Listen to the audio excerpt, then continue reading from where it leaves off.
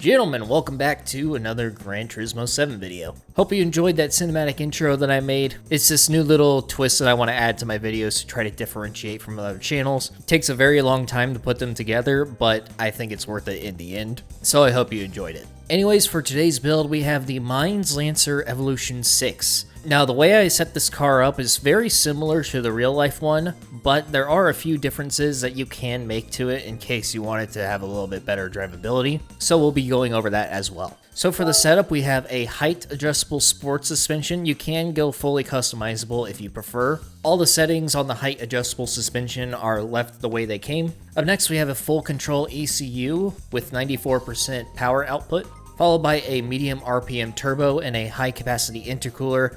High capacity is also just a sports intercooler, it's not the racing one, so just bear that in mind.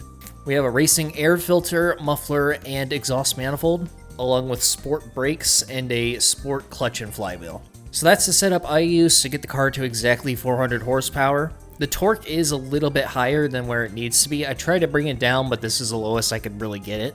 I believe the real-life car is around 280 foot-pounds or something like that. So unfortunately, I couldn't get it that low, but this is what I could do.